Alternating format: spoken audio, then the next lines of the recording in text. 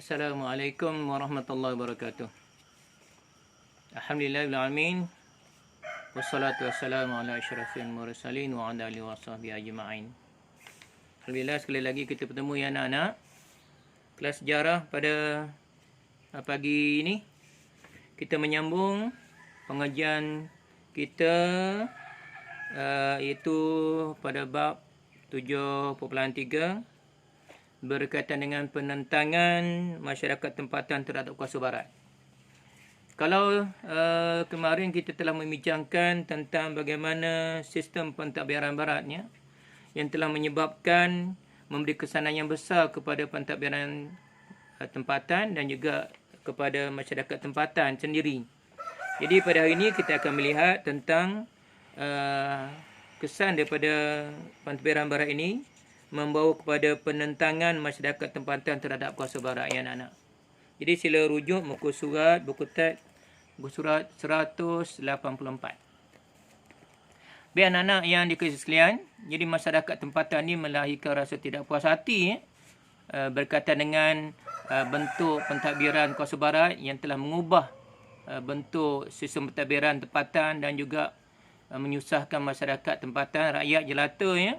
Jadi berlakulah beberapa penentangan yang kita lihat dululah ya pada bab 7.1 dulu. Ada 10 tokoh melakukan penentangan ya. Jadi kita sambung kebangkitan masyarakat tempatan ini menentang British yang menggunakan berbagai strategi. Strategi ini maknanya teknik lah untuk memenangi sesuatu pertandingan, perlawanan, peperangan dan sebagainya. Jadi kebangkitan masyarakat tempatan ni dia ada kelemahan dia dan ada kekuatannya. Tapi pada keseluruhannya ya, pada peringkat awalnya menunjukkan tentang penentangan ini berjaya. Tetapi oleh kerana dengan tindak balas British ni dengan cara agresif menyebabkan berlaku kelemahan dan kekalahan pada penentangan masyarakat tempatan. Jadi kita tengok ya anak-anak beberapa kaedah yang dilaksanakan oleh pemimpin-pemimpin masyarakat tempatan untuk menangani ataupun membuat penentangan terhadap kuasa British ni. Kita tengok dari sudut kekuatannya anak-anak ya. Sudut kekuatan. Yang pertama kita tengok teknik yang digunakan oleh pemimpin masyarakat tempatan. Segi kekuatannya adalah dengan cara yang pertamanya muafakat. Apa muafakat? Itu kerjasama, bersatu hati dan perjanjian dalam kalangan mereka lah. Sebagai contoh anak-anak ya, dalam muafakat ini iaitu sebagai contohnya di Perak yang mana tindakan yang diambil oleh Datuk Maharaja Lela. Datuk Maharaja Lela pada tahun ya 16 Oktober 1874, Sultan Abdullah, Ngah Ibrahim, Datuk Maharaja Lela, Datuk Sagor dan pembesar Melayu lain mengadakan satu perkataan sulit anak-anak ya, mengadakan satu perkataan sulit untuk mengapakan J.W.W. Bush. J.W.W. Bush ni yang kita bincang semalam adalah penasihat British yang ditugaskan untuk menasihati kerajaan kepimpinan Melayu di Perak ya. Jadi mereka telah mengadakan satu mesyuarat dan telah diadakan di Durian Sebatang ya. Mereka yang hadir telah berjabat tangan dan mengangkat sumpah tidak akan memungkiri keputusan yang telah dicapai. Jadi pada 5 September 1875 mereka mengadakan mesyuarat di rumah Datuk Sagor ya. Mereka bersumpah meminum air keris. Minum air keris yang mana bersetuju untuk merahsiakan sepakat ya, merahsiakan pakatan sulit ini. Jadi pada tahun 12 September ya 1875 iaitu 7 hari selepas perjanjian tersebut, pakatan tersebut, mereka mengadakan mesyuarat khas sekali lagi. Ini pada waktu malam di Istana Sultan Ismail di Belanja. Ya. Jadi dengan pakatan beberapa kali mesyuarat tersebut, mereka telah mengadakan 7 kali mesyuarat anak-anak. Ya. 7 kali mesyuarat dan akhirnya mereka berjaya membunuh J.W.W. Bush. Ya. Di Pasir Salak yang pada ketika itu J.W.W. Bush sedang mandi di rumah rakit ya, di Sungai Perak. Maka matilah J.W.W. Bush. Itu satu contoh. Dan kita tengok muafakat yang dilakukan oleh Syarif Mahsur. Syarif Mahsur ni itu di Sabah. Apa yang berlaku? Mereka berjaya menyerang Konawit dengan bantuan Datuk Patinggi Abdul Ghafur. Ini pakatan ni. Antara Salim Mahsur dengan Datuk Patinggi Abdul Ghafur menentang British. Dan pakatan itu telah berjaya membunuh 2 orang pegawai British. Brooke tidak dapat membuktikan beliau terlibat dalam pakatan tersebut. Itu adalah dari sudut muafakat. Tindakan 2 apa dia anak-anak? Itu mereka ni pemimpin-pemimpin masyarakat ini telah membuat kubu pertahanan. Itu teknik yang kedua. Kekuatannya adalah kubu pertahanan. Tahu kubu tak? Kubu ni adalah satu benteng pertahanan daripada serangan pihak luar. Ya. Sebagai contohnya, kita tengok Yam Tuan Antah Negeri Sembilan. Apa yang berlaku?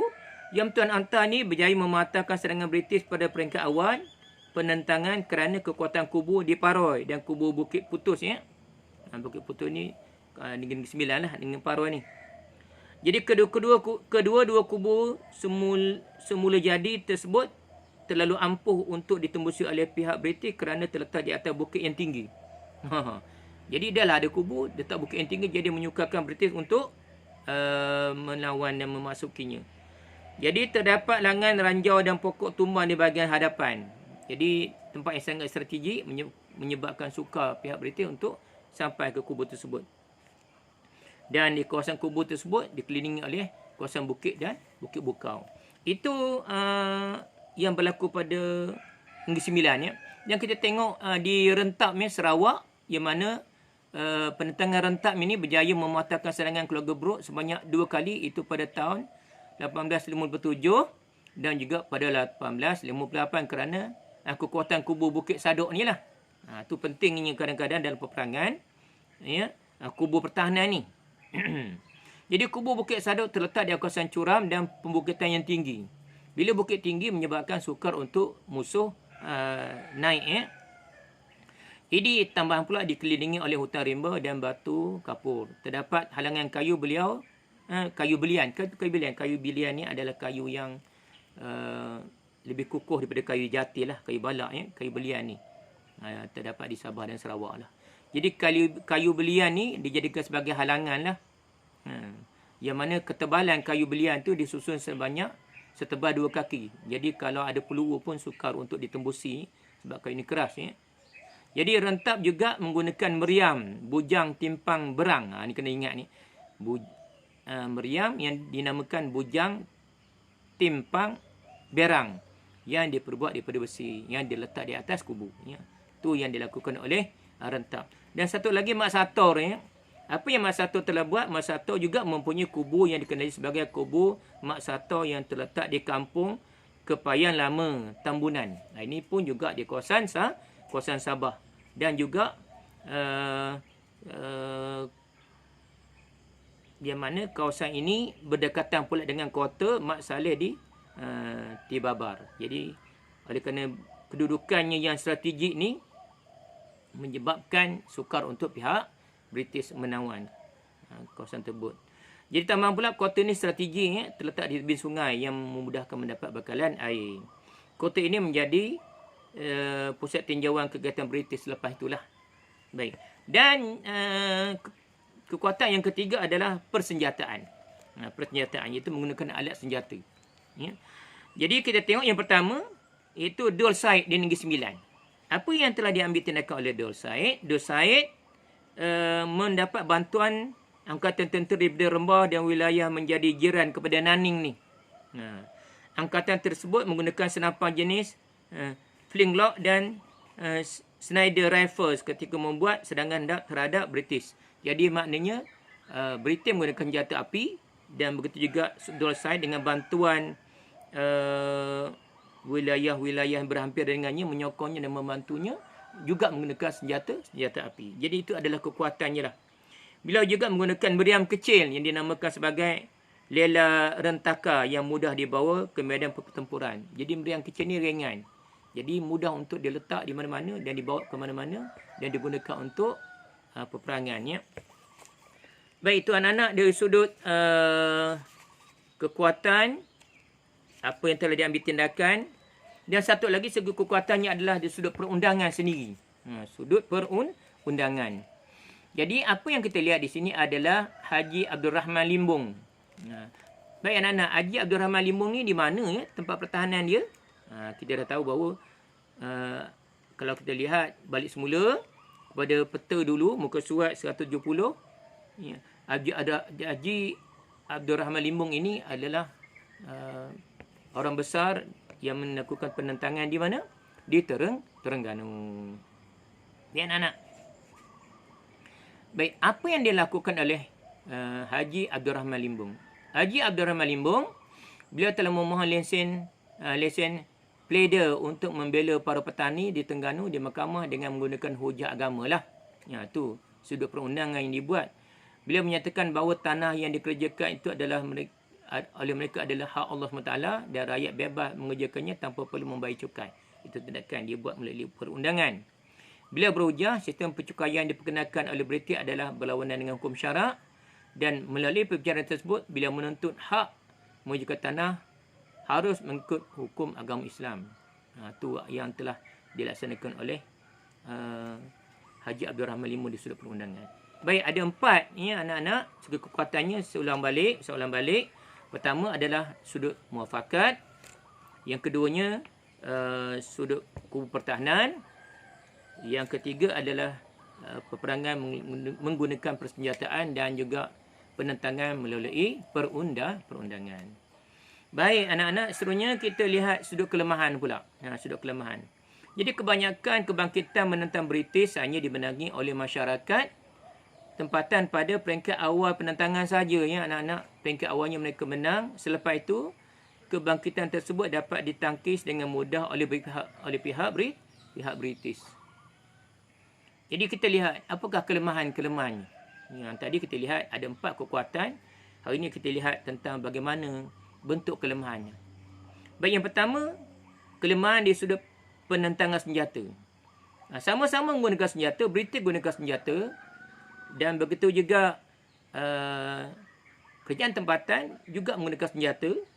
Jadi penentangan bersenjata ini pertama kita lihat apa yang berlaku oleh Yam Tuan Antah Perjuangan Terbilang ni, Negeri Sembilan ni.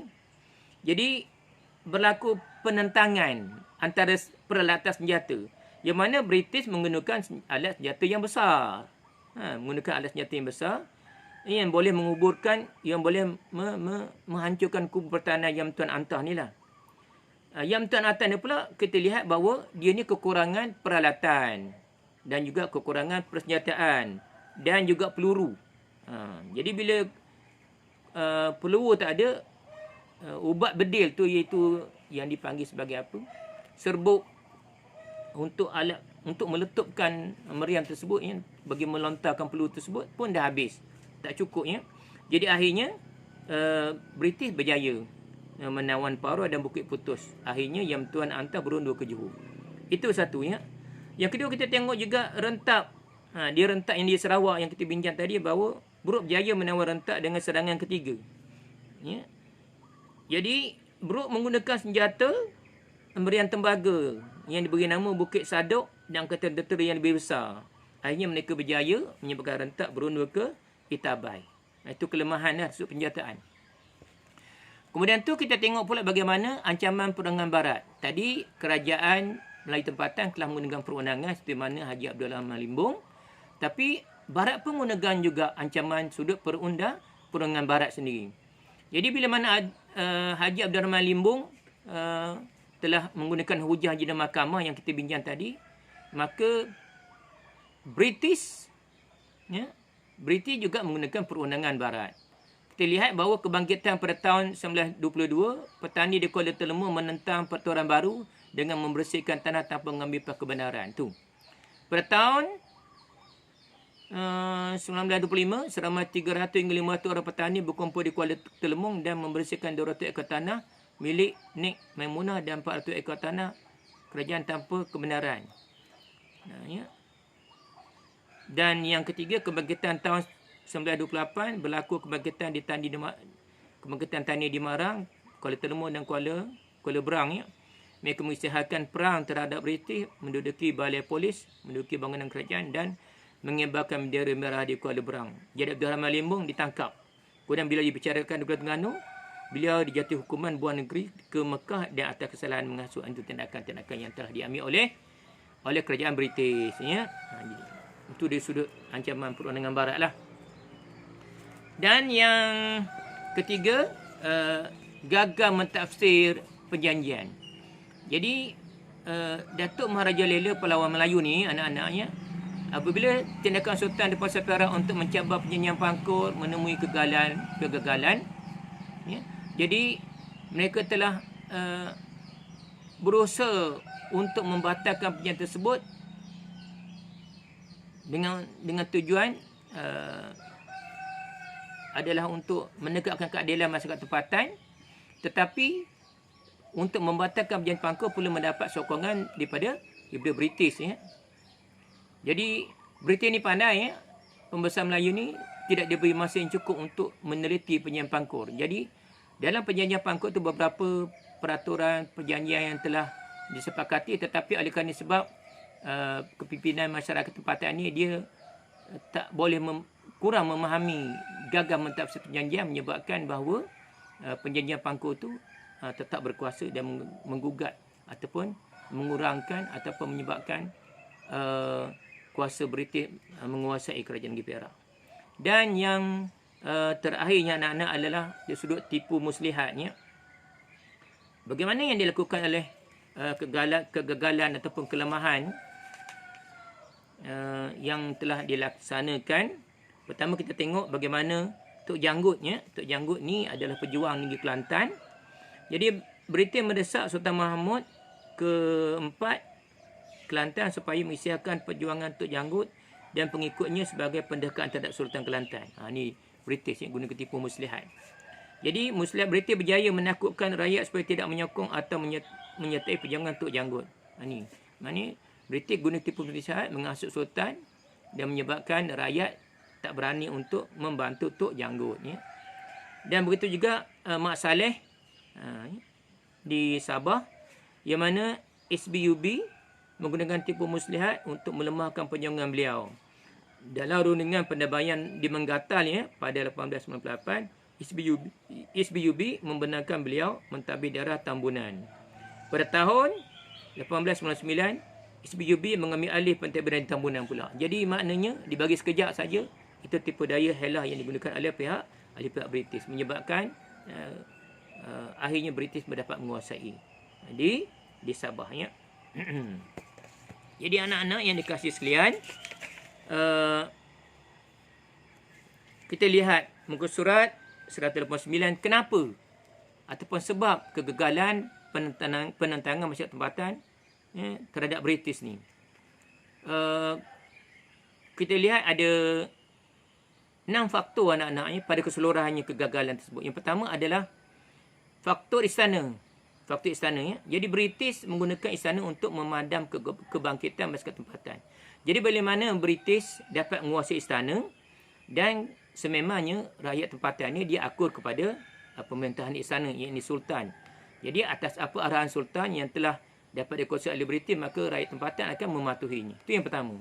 Yang kedua, penentangan sifat setempat. Jadi oleh kerana penentangan yang dilakukan oleh kerajaan tempatan ni dia tak bersatu keseluruhannya. Mungkin sebagai contoh Datuk Bahman dia di kawasan Semantan saja, jadi tidak ada kesepakatan kesatuan dengan pimpin-pimpin keseluruhan peninggi faham pada ketika itu. Jadi menyebabkan tidak ada kekuatan, jumlah yang tak ramai, menyebabkan gagal dalam penentangan. Yang ketiga, sokongan. Maknanya pihak istana sendiri pun tidak memberi sokongan sepenuhnya, dan begitu juga kepada pimpinan masyarakat tempatan, dan begitu juga rakyat tempatan yang tidak memberi sokongan sepenuhnya, ya, pada penentangan tersebut. Ada yang menyokong dan ada yang tidak menyokong. Jadi sebab itulah gagal, ya, anak-anak, ya. Yang keempatnya, kelemahan teknologi. Ini adalah satu perkara yang tidak boleh dinafikan. Sehingga hari ini pun kita lihat negara-negara besar di dunia hari ini dapat menangi mana perlawanan ataupun disebut sebagai peperangan, ya, yang berlaku pada hari ini, kerana negara-negara besar ini dia memiliki alat persenjataan yang canggih, senapan canggih, ya, berterbang canggih, dan kapal laut, kapal selam canggih. Jadi peralatan yang canggih ini, teknologi moden ini membantu memenangi sesuatu peperangan. Dan yang kelima adalah kelemahan strategi. Jadi Britain menggunakan pelbagai strategi untuk mengatasi kebangkitan tempatan seperti kekuatan senjata, ya. Senjata yang moden. Mereka menggunakan pakatan untuk memecah belahkan kesatuan masyarakat tempatan. Dan mereka menggunakan istana, menggunakan tipu daya, ya. Jadi teknik strategi yang telah digunakan mereka ini, ya, telah dapat mengatasi pemberontakan kerajaan tempatan. Jadi kelemahan dari sudut strategi masyarakat tempatan itu sendirilah, pembinaan masyarakat tempatan, ya. Dan yang terakhirnya adalah faktor yang menyebabkan kegagalan penentangan masyarakat tempatan ini adalah British berpakat dengan Belanda. Dua-dua kuasa barat. Jadi kedua-dua pihak bekerjasama untuk memadamkan kebangkitan masyarakat tempatan. Inilah antara 6 faktor yang menjadi sebab bagaimana segala penentangan yang kita lihat oleh 10 tokoh kepimpinan masyarakat tempatan yang kita telah bincang dulu menemui kegagalan. Jadi anak-anak, habislah tajuk berkaitan dengan 7.3 ini. Jadi kita akan lihat pula nanti pada minggu hadapan kesan penentangan masyarakat tempatan, ya. Kita akan lihatnya sama ada kesan kepada penentangan yang dibuat oleh kerajaan tempatan ini, kepimpinan tempatan ini kepada British dan kepada masyarakat tempatan itu sendiri. Jadi anak-anak sila buat rujukannya, apa yang telah kita bincang ini. Nanti seperti biasa, Ustaz akan bagi nota untuk anak-anak buat nota supaya sambil mendengar, melihat, dan bila membuat nota dengan benda itu akan mengukuhkan lagi ingatan.